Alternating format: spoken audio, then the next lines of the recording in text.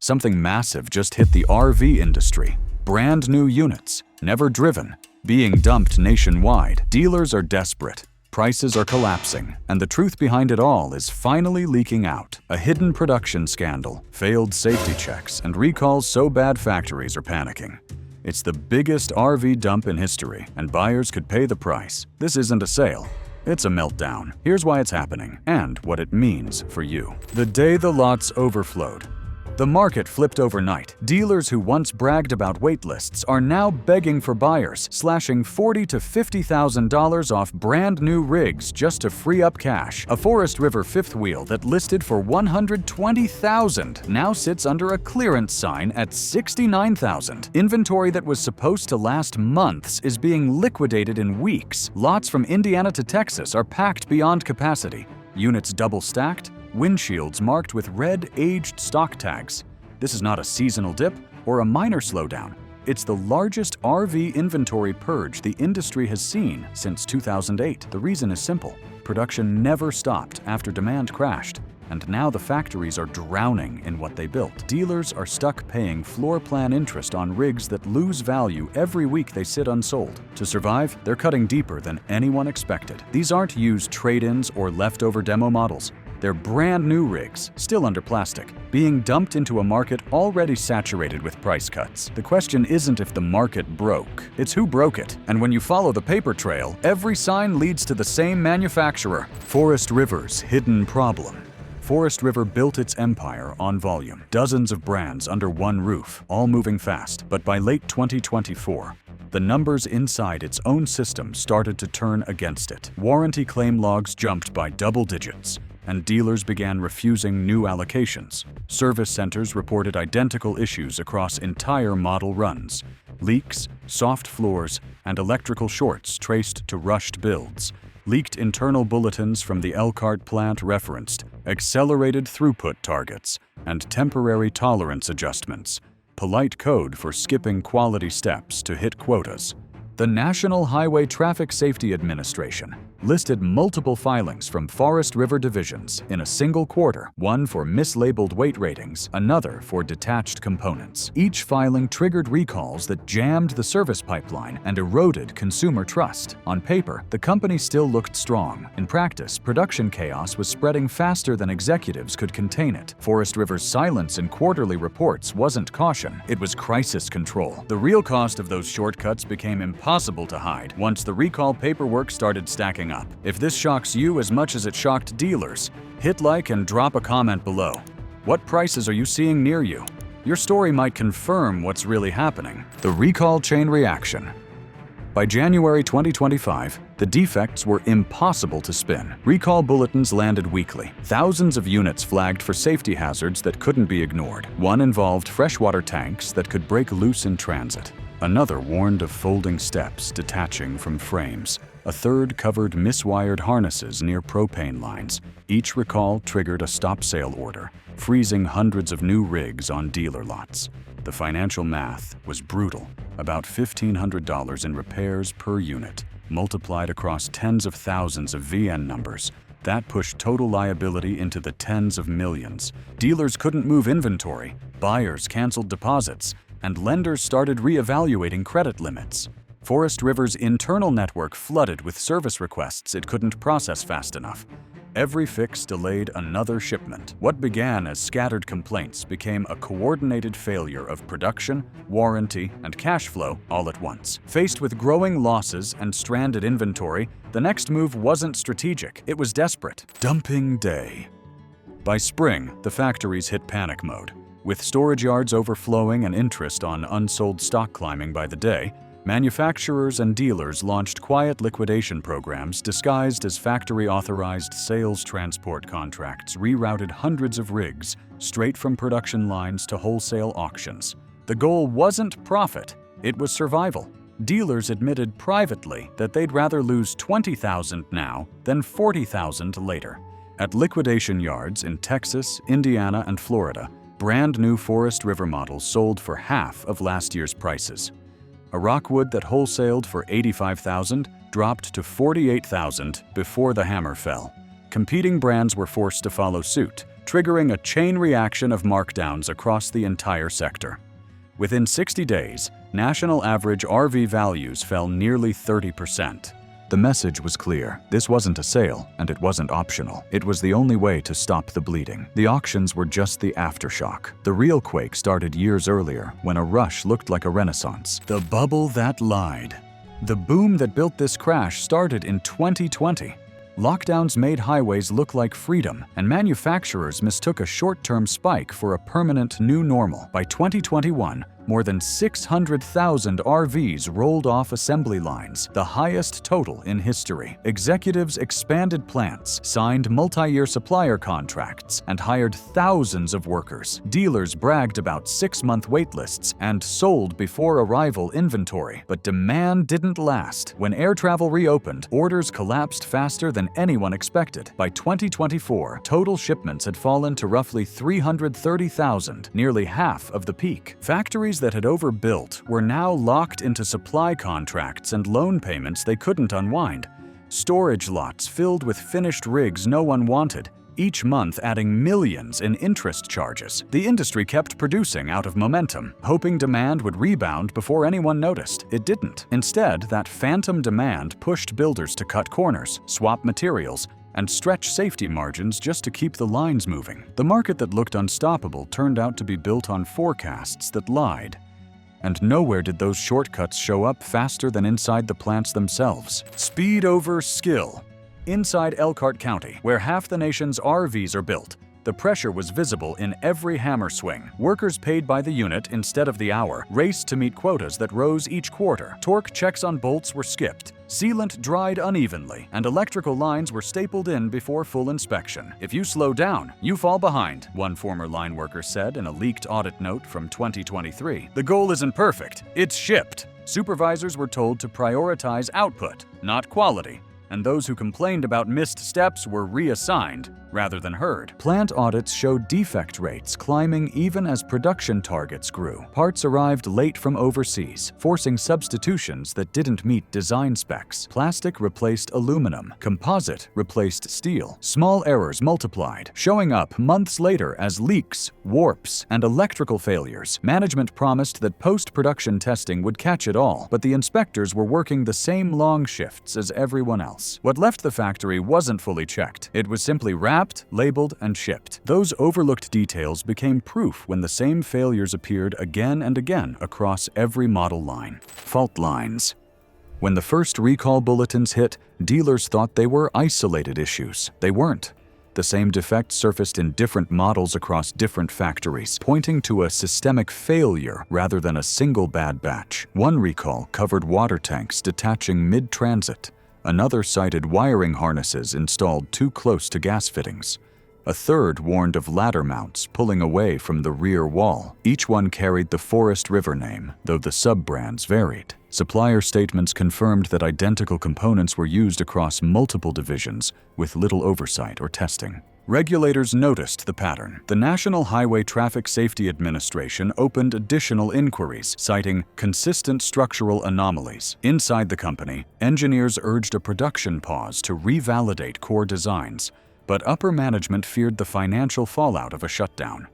Lawsuits began forming even before formal recall notices were completed. It was no longer about defective parts. It was about an entire manufacturing philosophy built around speed, not sustainability. And once lawyers started digging through warranty data, the scale of the problem became public record. What happened next moved the crisis from the factory floor to the courtroom.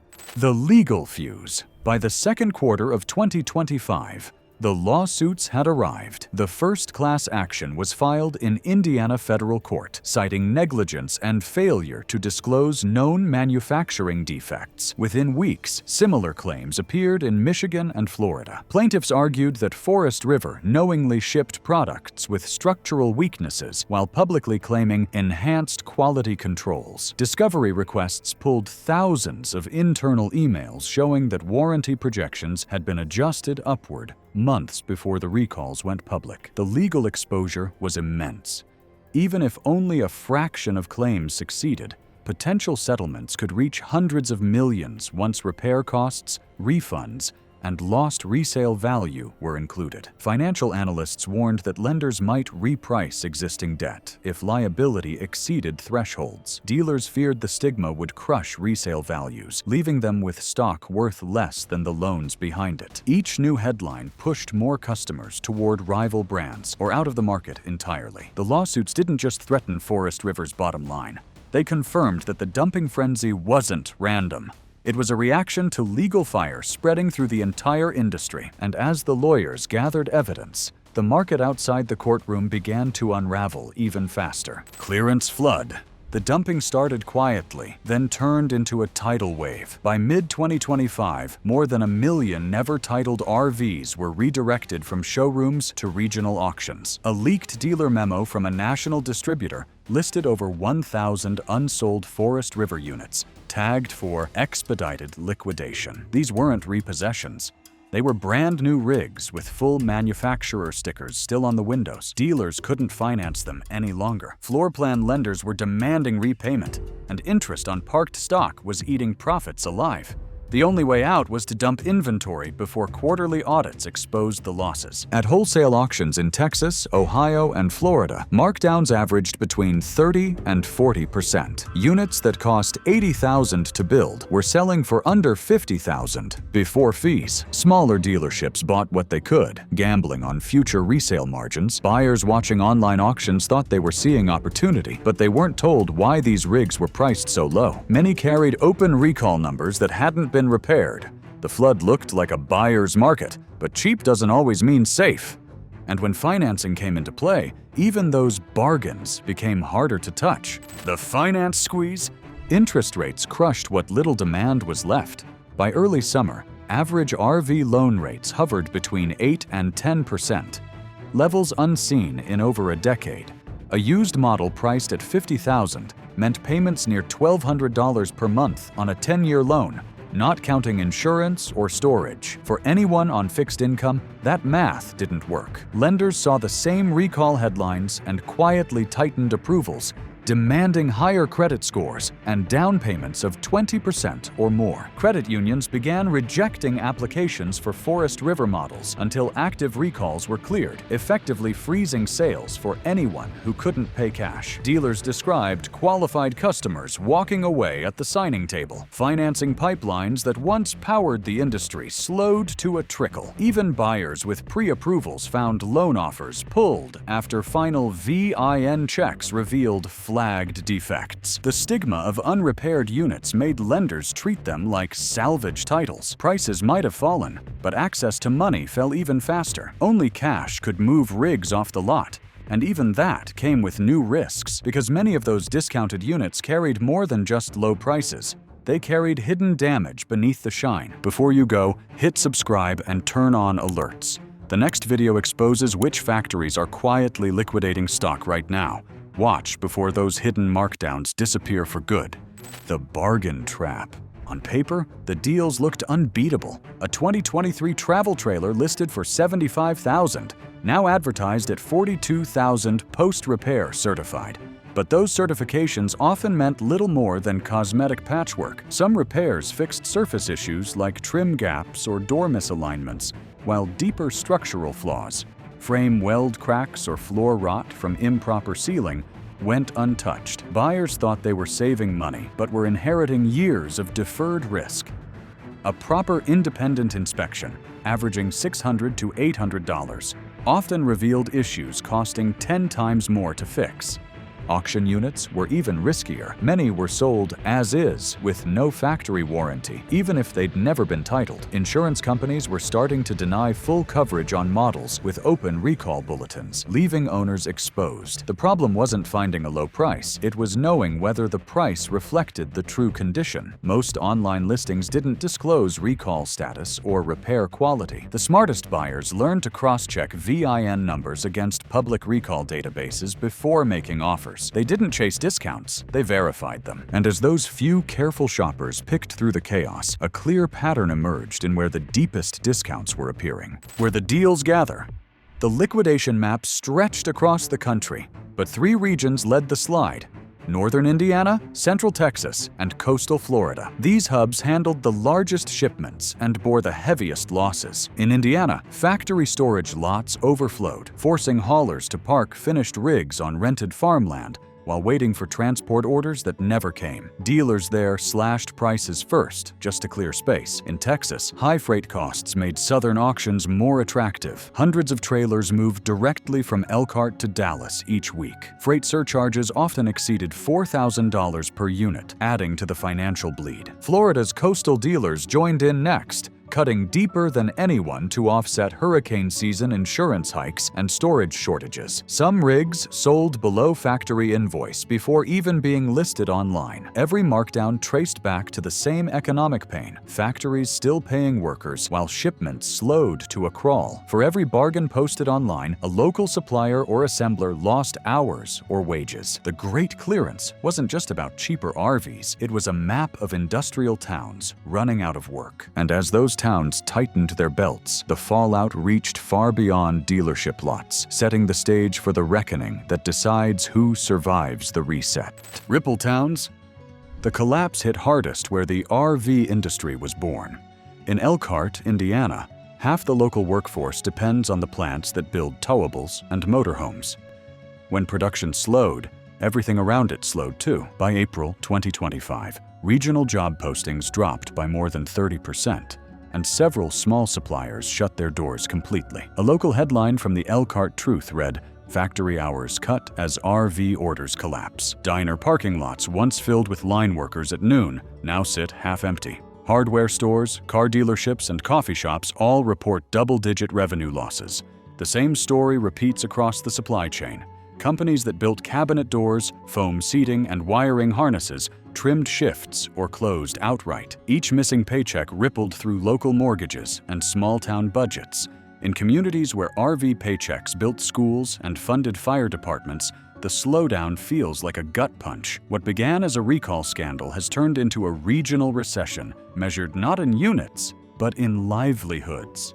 The cost of those cheap rigs is showing up in family bank accounts, not just balance sheets. And while workers counted lost hours, the government finally began asking how so many unsafe rigs left the factory at all. Regulators step in. Federal investigators moved quietly at first. By mid-2025, the National Highway Traffic Safety Administration had opened a comprehensive audit into Forest River's recall process, focusing on how certain defect reports were delayed or downplayed.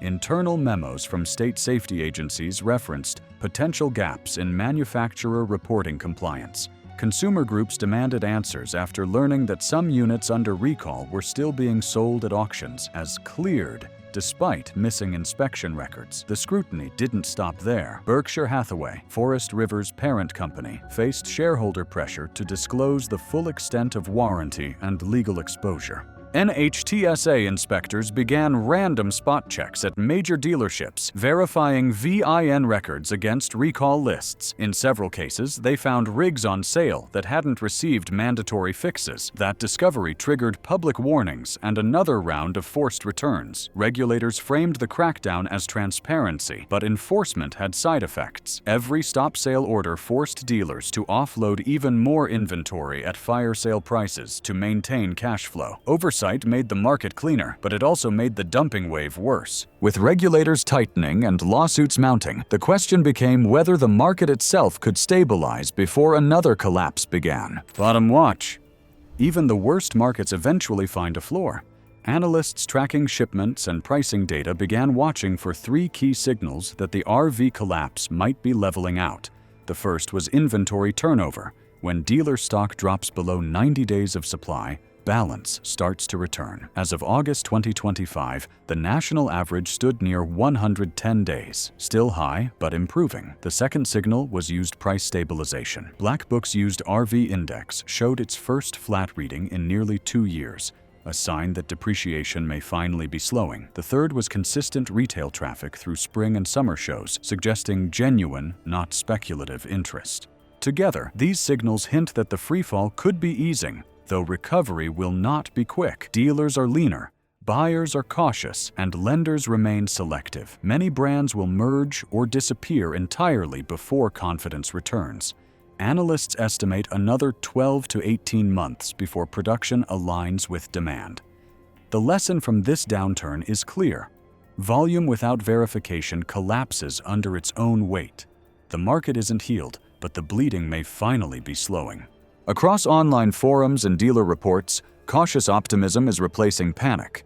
Technicians who once faced layoffs are being called back for warranty work, and parts suppliers report modest new orders. Early fall shows in Denver and Nashville drew more genuine buyers than speculators, hinting that trust might be returning, slowly but tangibly. Which leaves one last question. What should you actually do while prices and promises are still changing by the week? Your move. In a market built on volatility, patience is the strongest currency. If you plan to buy, start with proof, not excitement. Run every VIN through the National Highway Traffic Safety Administration recall database before making an offer. Ask for written confirmation of completed repairs and verify when the warranty clock starts. It begins at retail delivery, not manufacture date. If a dealer hesitates to show documentation, walk away. For private sales, budget $600 for an independent inspection. It can save 10 times that amount later. Watch the timing. Historically, the best window for negotiation follows the dealer's floor plan cycle, usually at the end of each quarter when interest bills come due. That's when pressure peaks and discounts grow. Above all, resist the rush. Prices that look like steals often fall further once financing or warranty changes catch up. Wait for inventory levels to normalize and for regulators to clear the backlog of open recalls. When that happens, the real bargains, the safe ones, finally surface. Wait for proof, not promises. The next drop decides who wins. Some early buyers are already testing the waters, targeting older pre-boom rigs built before the quality shortcuts began. Listings from 2018 through 2020 are drawing more attention because their parts are simpler and easier to repair. These models prove that patience and good records still beat flashy markdowns every time, and that's where the story resets. The industry rebuilding, the buyers regaining leverage, and the lesson carved into every lot sign from Elkhart to Tampa. Trust data, not discounts. If this opened your eyes, hit subscribe, smash that like button, and tell us what you're seeing in the comments. Your story might expose the next big R-vee twist.